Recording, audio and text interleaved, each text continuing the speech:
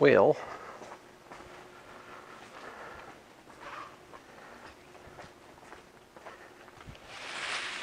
I'll get started here. Begin with a word of prayer. Actually, let me begin with some scripture here. So this is Habakkuk chapter 2, verse 14. It's a hard one to say. For the earth will be filled with the knowledge of the glory of the Lord, as the waters cover the sea. That's Habakkuk 2:14. I'll begin with a word of prayer. Heavenly Father, we thank you for this day. Again, I thank you for this class. Just ask you to be with us, help us to glorify you what we do, and just understand a little more about calculus today, Lord. In your name I pray, Lord Jesus. Amen.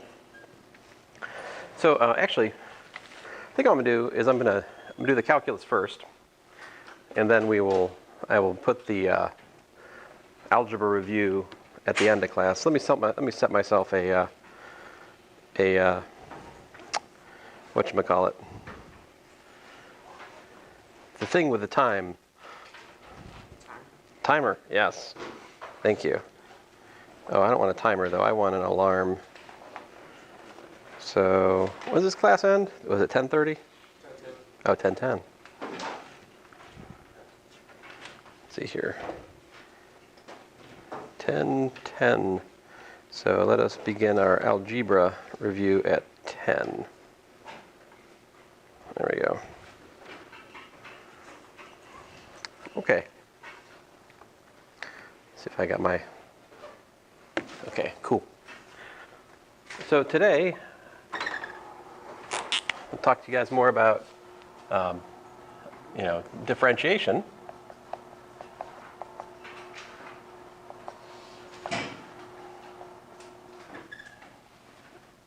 AKA taking ddx's stuff, right? So just a reminder, last time we had that the derivative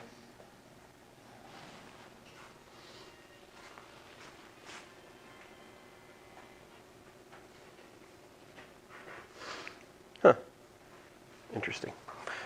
We had ddx of f plus g is equal to df dx plus dg dx, right? The derivative of the sum is the sum of the derivatives.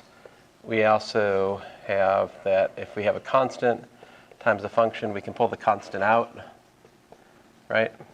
And we also proved the product rule, that the derivative of the product of f and g is df dx times g plus f times dg dx, right? Alternatively, you can state all of these rules in the prime notation. In the prime notation, this looks like f plus g prime is equal to f prime plus g prime. Cf prime is equal to cf prime. And then, of course, fg prime is equal to f prime g plus fg prime. So those are the two popular notations often used in calculus. So, and we also did what? Oh, we did discover the power rule. So we learned that ddx of x to the n is n x to the n minus 1. Now I've only proved that so far for whole numbers, right, for positive integers. But it is in fact true in the more general context as we will derive. And there's some special cases of this which bear memorization, namely the derivative of the square root of x is equal to like 1 over 2 times the square root of x. You want to memorize that one. And another one worth memorizing, the derivative of 1 over x is like minus 1 over x squared. Those are really just special cases, right, of the power rule, but you don't want to have to actually work through the power rule. When you come across those, you just want to be able to differentiate just like that, all right? Okay, so I need to share with you guys how we differentiate sine and cosine, and also the exponential. I'll start with the exponential because it's kind of the most anticlimactic one. So here's the definition. E is the number for which the limit as h goes to 0 of e to the h minus 1 over h is equal to 1. Now, if you want a justification for why that's possible, I can give you some, evidence basically. If you look at graphs, for instance, of y equals, say, 2 to the x, all right? And if you look at the graph of y equals 3 to the x, right?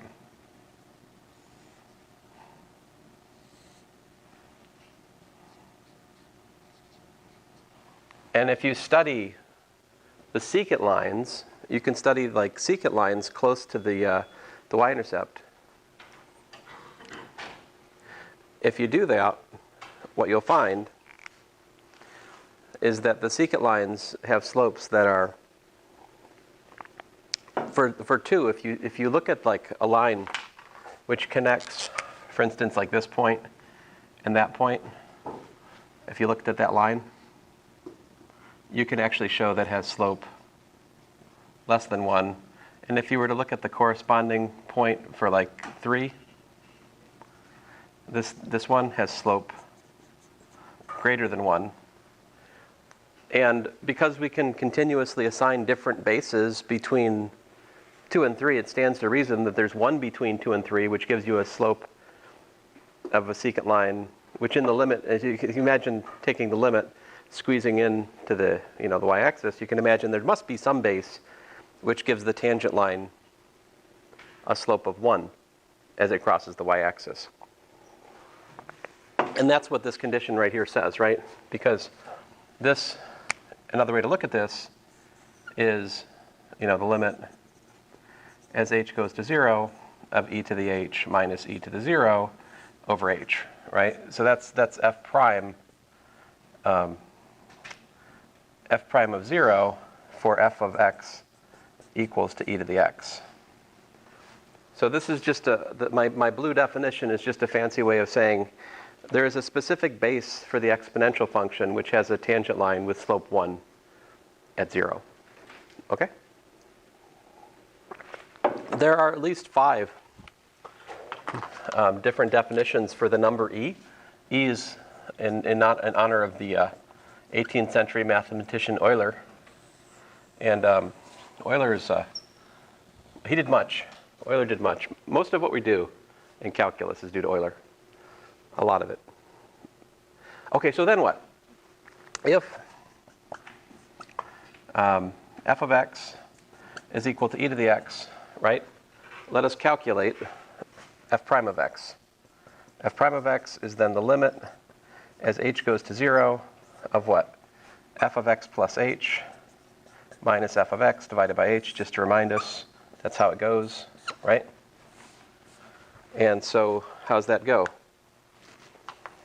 For this, we've got what? E to the limit h goes to 0 of e to the x plus h minus e to the x divided by h. And as a general rule, I want the laptops to be closed going forward because, if you're taking notes, there's one thing. Are you taking notes? I have the motion period. Oh. Yeah, so just as a general point of order, let's just not have laptops out. I think that's probably a better idea. Just going forward. Unless, of course, you got a tablet, you're taking notes, it's different, but not like at the start of class or something when you're looking up a homework problem, that's totally fine, a different thing, right? But, and I don't mean to scare you all of a sudden, I just was going to make an announcement about this and I forgot to, so. Okay, so anyway, what's the laws of exponents? E to the x plus h is what? It's, how's it go? E to the x times e to the h, right? And then what can we do? See, you got a common e to the x both places, right? So, factor e to the x out. But e to the x doesn't depend on h, so we can pull it outside the limit.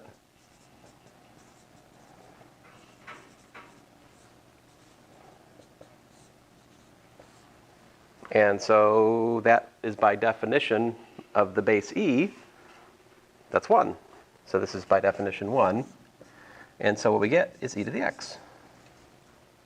So in summary, the derivative with respect to x of e to the x is equal to e to the x. Like this one, you know, of all the functions to differentiate, like this one, this one's nice. Right?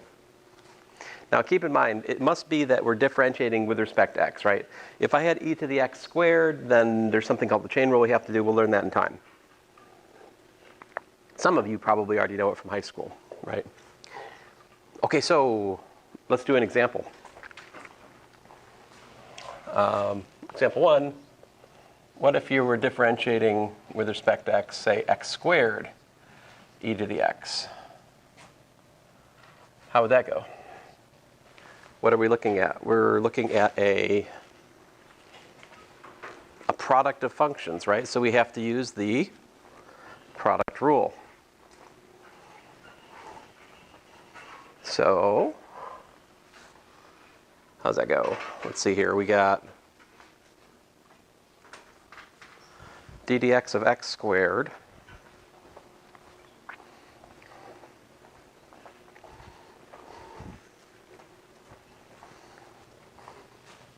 so we have derivative with respect to x of x squared times e to the x plus x squared, yeah, times e to the x, but I'll write it out like this just to get us started.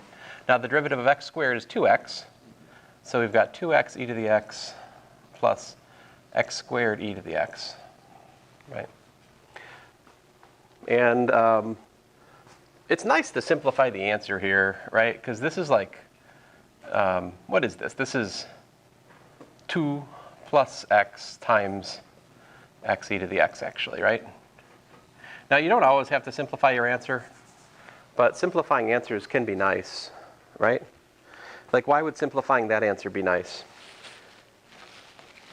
Let me just take a short break from deriving rules of calculus to look at an application. Suppose you want to know where there's a horizontal tangent. So here's a question. Y equals x squared e to the x has horizontal tangents where?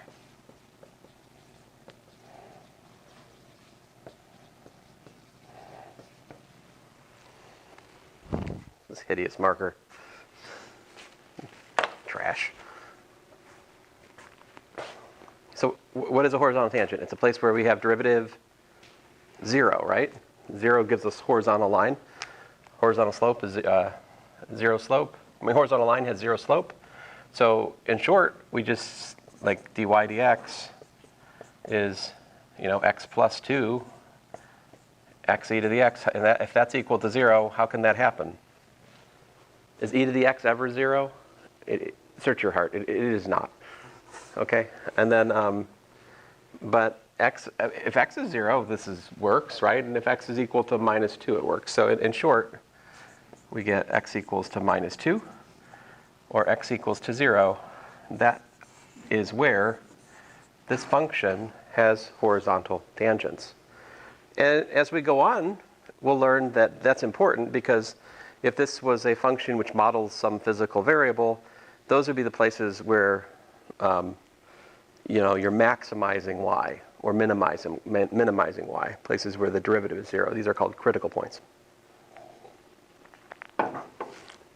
Any questions? One more example here on e to the x. How about this? What if we had d dx of 3 plus the cube root of, let us say, 8x plus 17 e to the x? How would that go? So we can use linearity, right? And so in this kind of situation, what I like to do is just go, oh, well, the 3 differentiates to 0. So a shorthand for that is this, a 0. You guys like less writing, I know, so there you go. And then we've got d dx of the cube root of 8x plus 17 times d dx of e to the x. And All right, so how about this cube root of 8x? How does that go?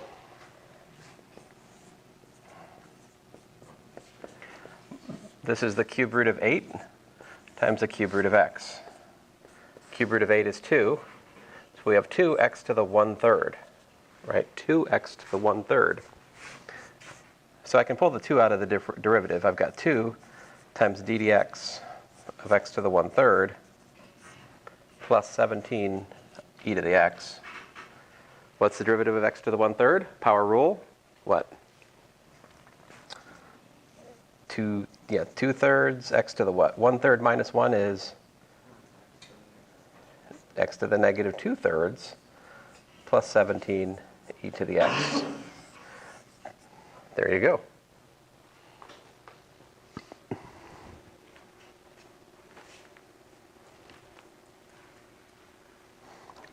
Any questions? So I'm going to review more algebra at the end of class, by the way. So I decided to switch it up and do the end of class because like a lot of people missed like the first 5 minutes of class. So I want to make sure that everybody gets the algebra review. Okay, so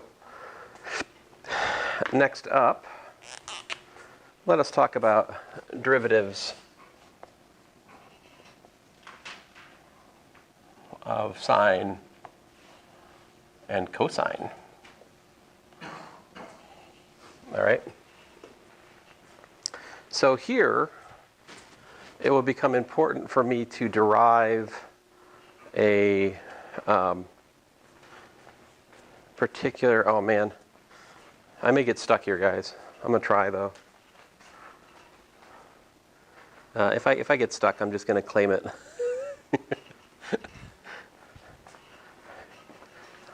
Name it and claim it. That's the Liberty way, right? Wait, no, that sounds wrong. We don't do that.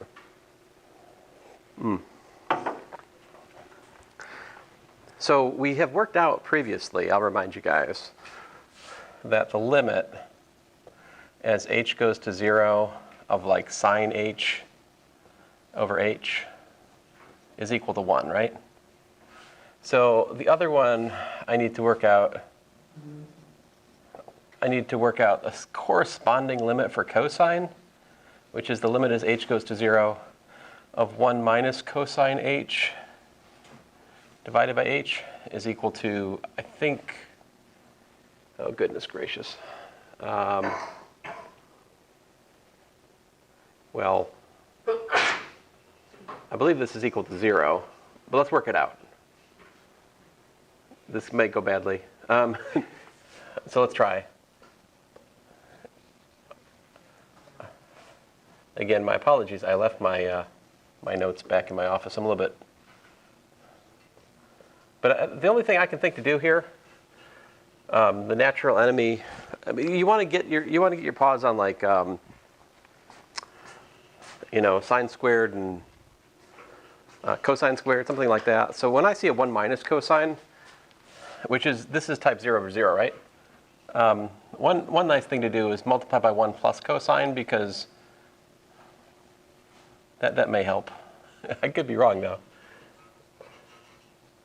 We're going to give it a go, see what happens. So what's that give me? I get what? 1 minus cosine squared, right?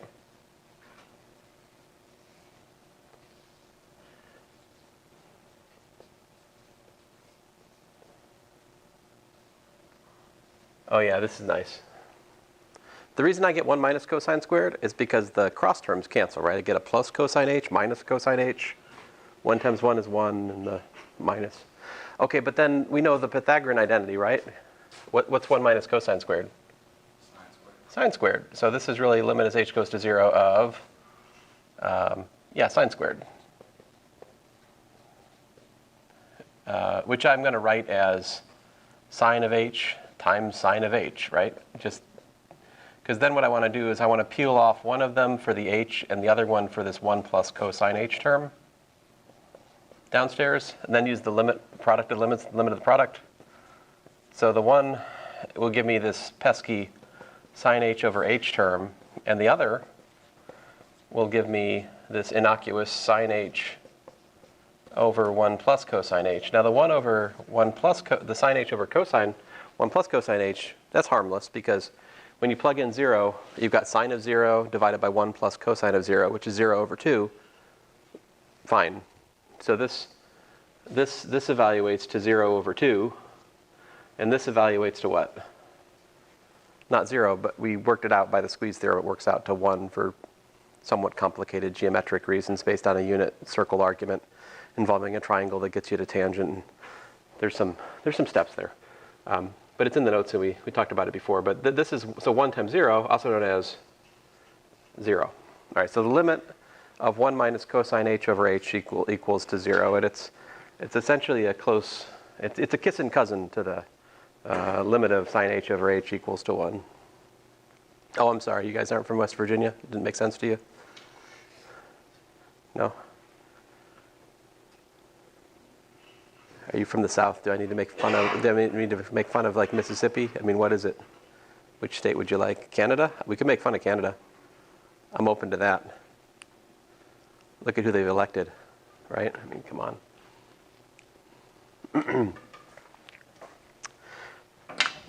So I lived in Alabama for a couple of years, and like down there's no West Virginia, but they have Mississippi. Because Alabama may be like 49th in education, Mississippi's like 50th, so natural target. But anyway, I digress. Let me stop winning friends and influencing people here. So check it out. If we let f of x equal to, let us say, sine of x, then f prime of x is by definition the limit as h goes to 0 of the sine of x plus h minus the sine of x divided by h, right? This is the difference quotient for sine. But you guys have all done all your homework, so wait a minute. Did I have you guys derive it? I can't remember. Or maybe I had you derive the cosine one. Did I just have the cosine one, or have the cosine and the sine one? Once upon a time, I've assigned calculus, like to derive the adding angles formula for sine. You can do that from like geometric arguments with right triangle trigonometry and such. But anyway, that's trigonometry. That's pre-calculus, so I'm not going to do it here. But we do know that sine of x plus h is equal to what? Adding angles formula for sine, right? How does that go? What's the adding angles formula for sine? Well, that's sine x cosine h plus the cosine of x times the sine of h minus the sine of x divided by h. All right? So that right there is just trigonometric identity. Then what can we do?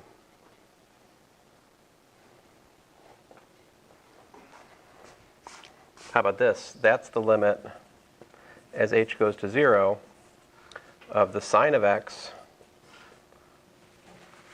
times cosine of h minus 1 divided by h plus the cosine of x times sine h over h.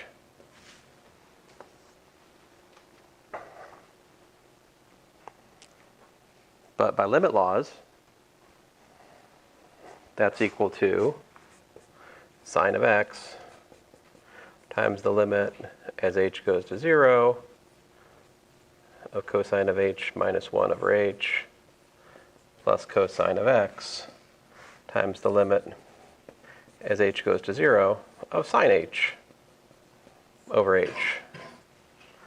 But we already know those limits, right? What are those, respectively?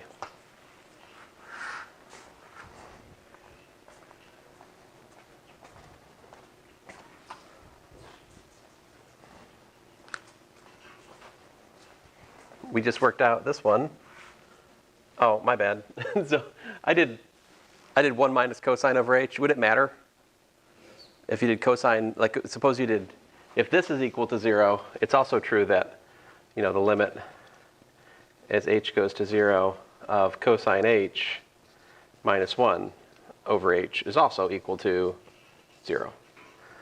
If the limit of a function is 0, the limit of minus the function is also 0. This is something you can easily convince yourself of. Basically, the same steps will show it. There's just a minus. So anyway, this is 0.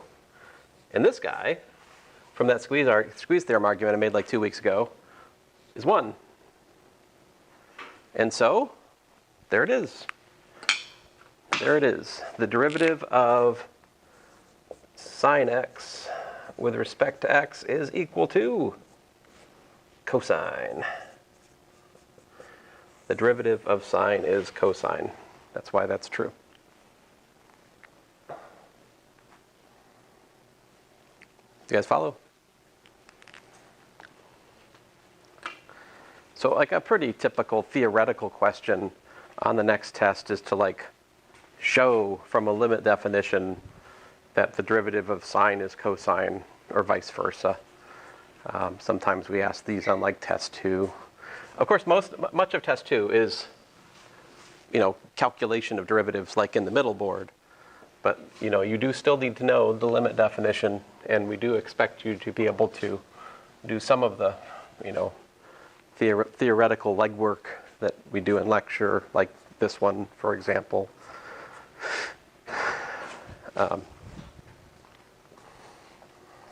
I kind of don't like the exponential one for a test as much because it's in some sense it's too simple that it's kind of confusing.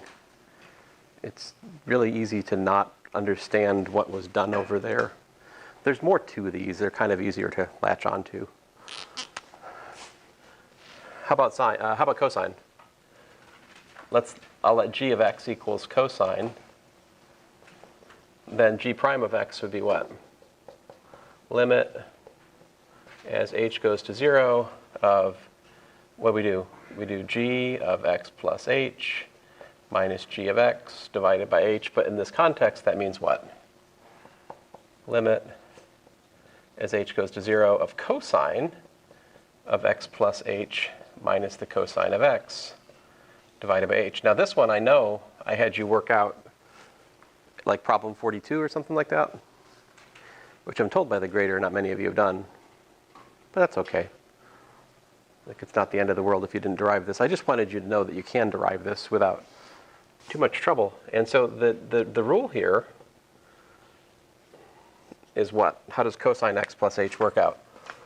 The adding angles formula for cosine is cosine minus sine. So in particular, that's cosine x, cosine h, minus sine x, sine h. That's the trig identity for cosine of x plus h. And then, of course, you still got your minus cosine x and your h downstairs. Then we do algebra very similar to what we just did for sine. And we got ourselves, limit as h goes to 0 of cosine of x times the cosine of h minus 1 over h minus the sine of x times the sine of h over h.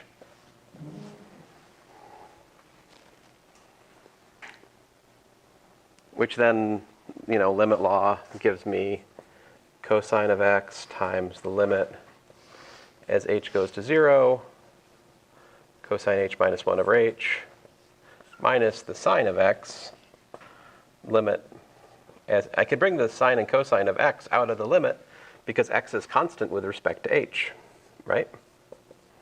So that's why I'm able to pull the sine and cosine out like I just did.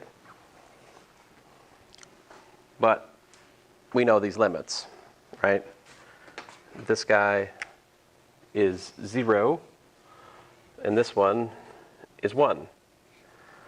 Lo and behold, we have the following identity, which you should memorize. d dx of cosine x is equal to minus the sine of x. There is an asymmetry here between the derivatives of sine and cosine, and that's how that is. I might have just solved one of your homework problems, and my apologies if I have, because I think I asked you in the homework to prove from the limit definition, that the derivative of sine or cosine is respectively one or the other of these. Of course, I haven't told you which ones I'm collecting, so if I'm smart, I won't collect that one, right? But you guys know I'm not that smart, so. Yeah, I guess I should announce to you guys which ones I'm going to collect, but really, I mean, I don't always say this, but this particular week, it would be smart to just work all of them, because this particular homework set, learning the basic differentiation rules and learning them well, is a recipe for success, not just in this course, but for the courses that follow. Like, it is really, really important to get these down pat. I say that, but that is an inachievable goal for many of you at the moment, because your grasp of algebra is not good. Like, there are algebra problems in this class. Like, I graded your test, and the things I saw, these are not good things. So, like, problem number one, and it's not necessarily your fault. I understand you guys maybe got cheated by COVID. There's so many different things that could have happened to you. I don't know what your background is specifically. Certainly there are many different paths to get here. But the fact that only 6 of you could do problem 1 on test 1 exactly correctly is very troubling, because that is the basis for everything else we do. Like laws of exponents, you have to have those down. You cannot be making mistakes on laws of exponents and roots. That's just going to kill you. And I don't want to see that for you. I want you to get better on that. The other thing is, so many of you have not learned to complete the square yet, and that would be kind of okay if you had the other workaround pat, but you don't. You need to fix that. You can't just go on not knowing how to complete the square. You need to fix that. So we're going to return to some of these algebra things at the end of class this week. Hopefully that will help, But you guys can always jump in and ask questions about that kind of stuff anyway. Let me apply these to some examples, and then we'll get to the algebra review. So example 3, suppose we had the derivative with respect to x of, let's say, sine x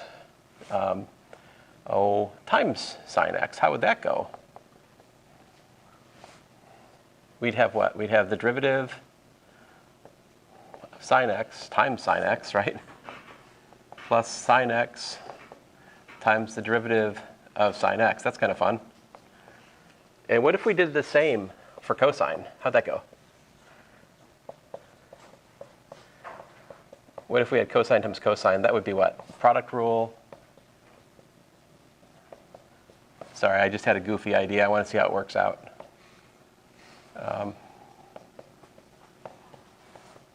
So you guys tell me how these work out. What's the top derivative equal to?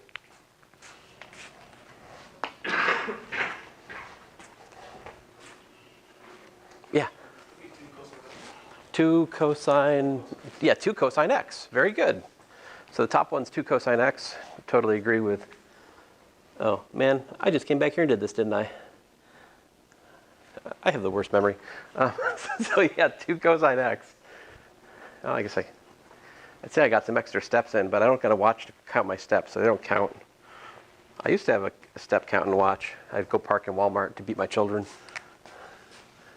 If you park in Walmart, it gets you like 5,000 extra steps. It's true. 2 cosine x. The parking situation has actually improved slightly since then. How about the next one?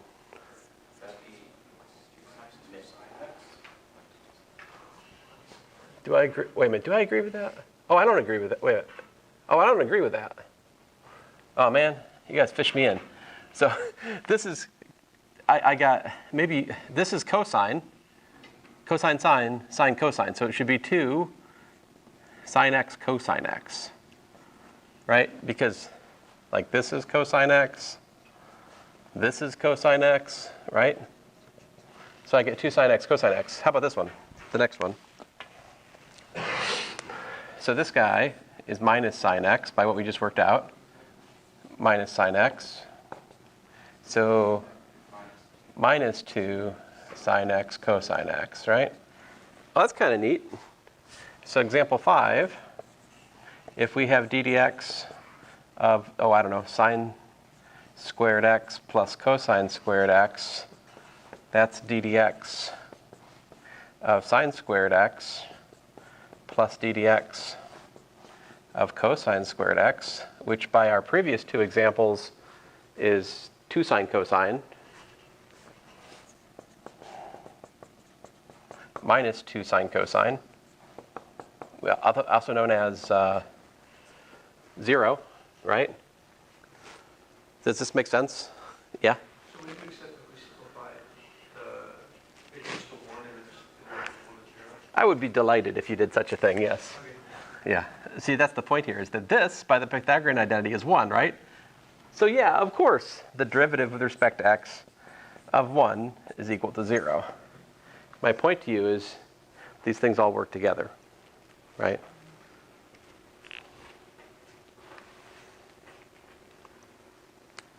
Let me do another example that's less silly, slightly less silly. Example 6. Let us suppose we have d dx of, oh, I don't know, x cosine x plus the square root of x times sine x. What will we do now? What do we do in this kind of situation? What you got to do is divide and conquer, right? Look at this as two derivatives whose results will be added together.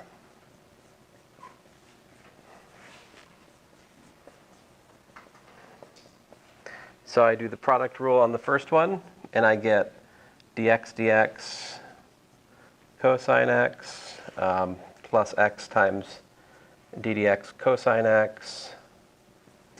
And then I get plus d dx square root of x times sine x plus the square root of x times d dx of sine x. So 4 terms, right? Now dx is 1. So what we got here? We got cosine x minus x sine x plus 1 over 2 times the square root of x. Quiet phone. I hear you. And then plus the square root of x times cosine of x. And there you go. Like, you could simplify this a bit, right? Like, you could collect together the sine and cosine terms if you wanted, but shush. That marks the end of your calculus part for today. Let's talk about algebra. Is there anything particular you guys like me to look at? Is there something, like, let me just go back to the beginning.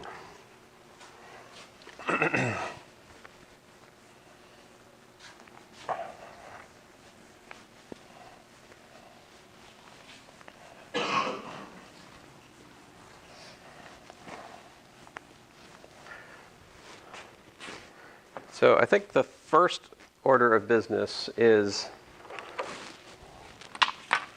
so like if I have the nth root of a, that is understood to be a to the 1 over n, right?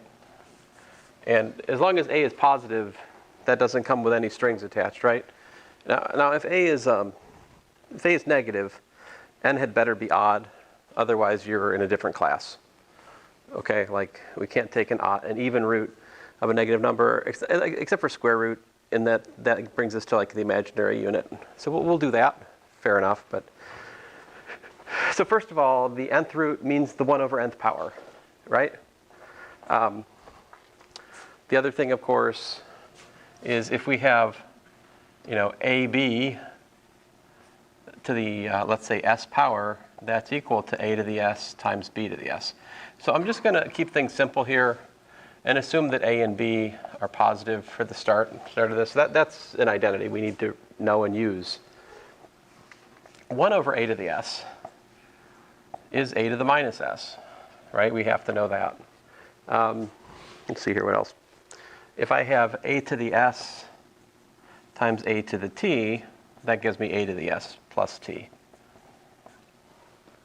So I'd say these are the big ones that come to mind. Let's try to apply them. So algebra example 1. Suppose we're up against this cube root of 27 x to the 6th y, right? How do I simplify that?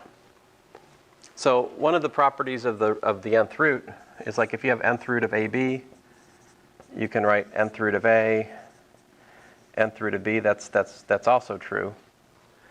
Or, well, anyway, let me just, there's various ways we can go here. I'll do it this way. 27 x to the 6th y to the 1/3 power, right? You're like, what problem are you solving? I'm not solving a problem. I'm trying to show you guys how to use laws of algebra to obtain equivalent expressions. There's no problem we're solving necessarily, right? You need to start thinking about things we know are true and ways we can find equivalent statements. So it's not always a problem to solve.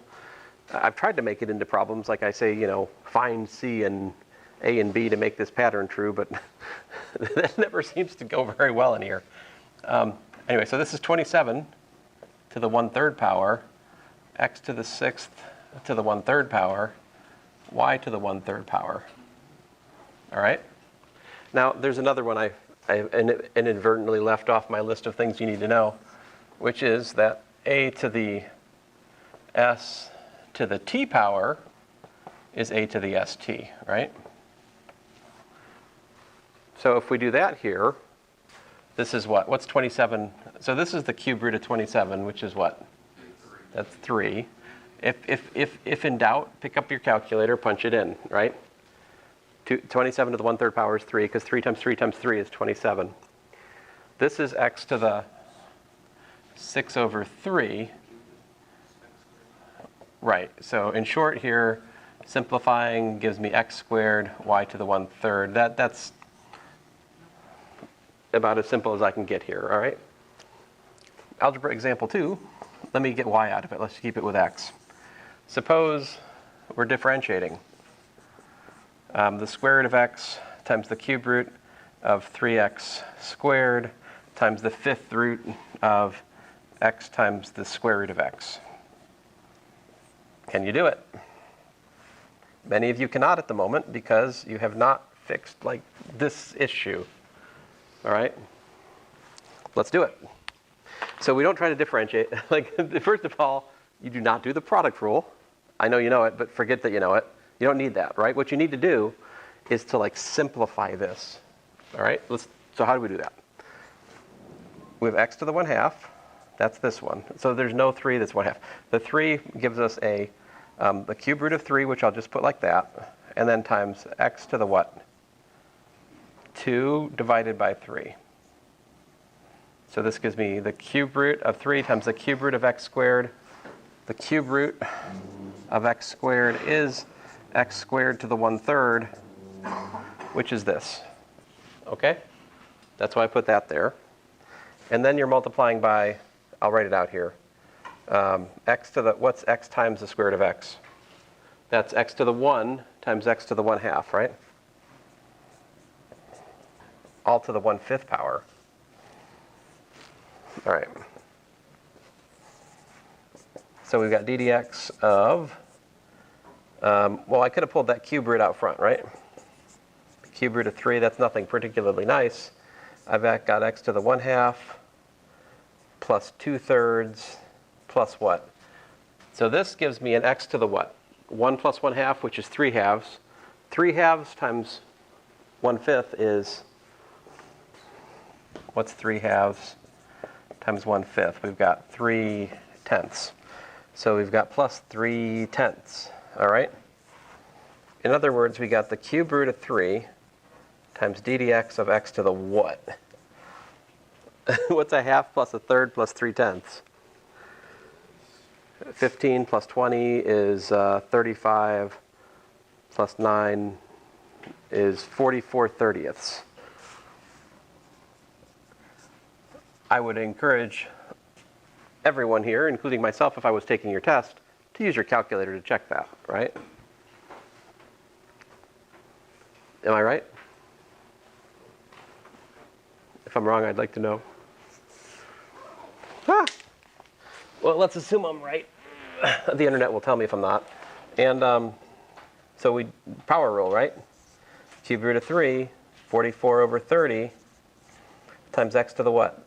44 over 30 minus 1, which is 14 over 30, which of course you could simplify, but I'm just going to leave like that. All right? So the thing that would get you guys on this problem is you don't have confident possession yet of these laws of algebra, like about 70% of you. So you're not alone if you're struggling on that, right? But it's something you guys all need to fix, right? So anyway, I'm not upset with you, to be clear. I'm trying to help you. So, let me give you your test back now. Turn this camera off here.